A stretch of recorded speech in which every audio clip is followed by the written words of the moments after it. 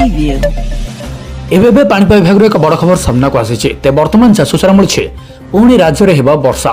ପଶ୍ଚିମ ଝଡ଼ ପ୍ରଭାବରେ ଅର୍ଥାତ୍ ୱେଷ୍ଟର୍ଣ୍ଣ ଡିଷ୍ଟର୍ବାନ୍ସ ପ୍ରଭାବରେ ରାଜ୍ୟର ବିଭିନ୍ନ ସ୍ଥାନରେ ବର୍ଷା ହେବାର ସମ୍ଭାବନା ରହିଛି।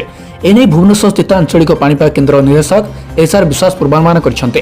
ତେବେ କେଉଁ ସବୁ ଜିଲ୍ଲାକୁ ସତର୍କ ସୂଚନା ଜାରି କରାଯାଇଛି ସେ ନେଇ ସମ୍ପୂର୍ଣ୍ଣ ଅପଡେଟ୍ ଜାଣିବା।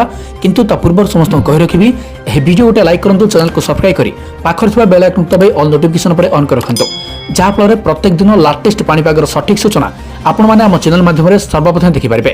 ତେବେ ଚାଲନ୍ତୁ ଡେରି ନକରି ବର୍ତ୍ତମାନ ଆଜିର ପାଣିପାଗ ଖବର ଉପରେ ନଜର ପକାଇବା। ବର୍ତ୍ତମାନ ଯାହା ସୂଚନା ମିଳୁଛି ରାଜ୍ୟରେ ଆଜିଠାରୁ ବର୍ଷା ହୋଇପାରେ ବୋଲି କୁହାଯାଉଛି।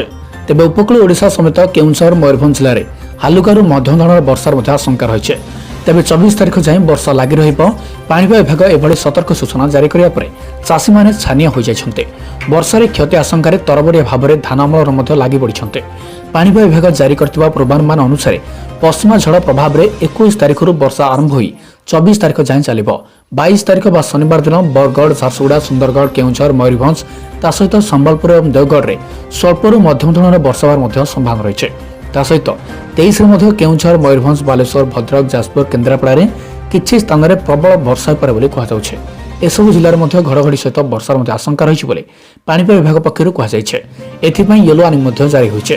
ସେହିଭଳି 24ରେ ଉପକୂଳ ଓଡ଼ିଶା ସମେତ ମାଲକାନଗିରି, କୋରାପୁଟ, ରାୟଗଡ଼ା, ନବରଙ୍ଗପୁର, କଳାହାଣ୍ଡି, କନ୍ଧମାଳ, ଢେଙ୍କାନାଳ, କେଉଁଝର, ମୟୂରଭଞ୍ଜ ଜିଲ୍ଲାରେ ମଧ୍ୟମ ଧରଣର ମଧ୍ୟ ବର୍ଷା ନେଇ ସତର୍କ ସୂଚନା ଜାରି କରାଯାଇଛି।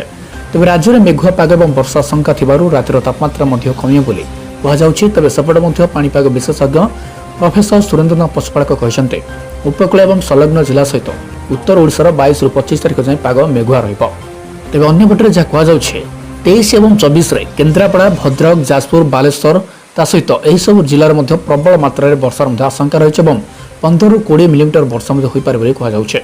ତେବେ ଭୁବନେଶ୍ୱର, କଟକ ସମେତ ବିଭିନ୍ନ ଉପକୂଳ ଜିଲ୍ଲା ଏବଂ ଆଭ୍ୟନ୍ତରୀଣ ଉତ୍ତରରେ 23 ଏବଂ 24ରେ ହାଲୁକା ବର୍ଷା ହୋଇପାରେ। ମୋଟ ବର୍ଷା ପରିମାଣ ପ୍ରାୟ 5ରୁ 10 ମିଲିମିଟର ମଧ୍ୟ ରହିବ ବୋଲି କୁହାଯାଉଛି।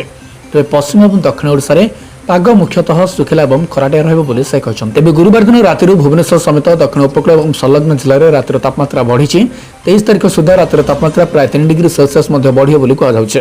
ତେବେ ଆଭ୍ୟନ୍ତରୀଣ ଦକ୍ଷିଣରେ 22 ଏବଂ 23 ତାରିଖ ଦିନ ଏହି ଦୁଇ ଦିନ ସମାନ 3 ଡିଗ୍ରୀ ବଢ଼ିବ। ଉତ୍ତର ଓଡ଼ିଶାରେ 22 ସୁଦ୍ଧା ପ୍ରାୟ 4 ଡିଗ୍ରୀ ବଢ଼ିବ। 25 ତାରିଖ ରାତିରୁ ତାପମାତ୍ରା ମଧ୍ୟ କମିବ ବୋଲି କୁହାଯାଉଛି। ତେବେ 27 ତାରିଖ ସୁଦ୍ଧା ଦକ୍ଷିଣ ଉପକୂଳରେ 3 ଡିଗ୍ରୀ କମିବ। ଅନ୍ୟ ଜିଲ୍ଲାରେ 5ରୁ 6 ଡିଗ୍ରୀ କମିବ। କିଛି ସ୍ଥାନରେ ଶୀତର ଲହର ମଧ୍ୟ ଫେରିପାରେ। ତେବେ ସାରା ରାଜ୍ୟକୁ ଶୀତ ମଧ୍ୟ ପୁଣି ଫେରିବ ବୋଲି ପ୍ରଫେସର ପଶୁପାଳକ ପୂର୍ବାନୁମାନ କରିଛନ୍ତି। ତେଣୁ ଆପଣମାନେ ସତର୍କ ରୁହନ୍ତୁ।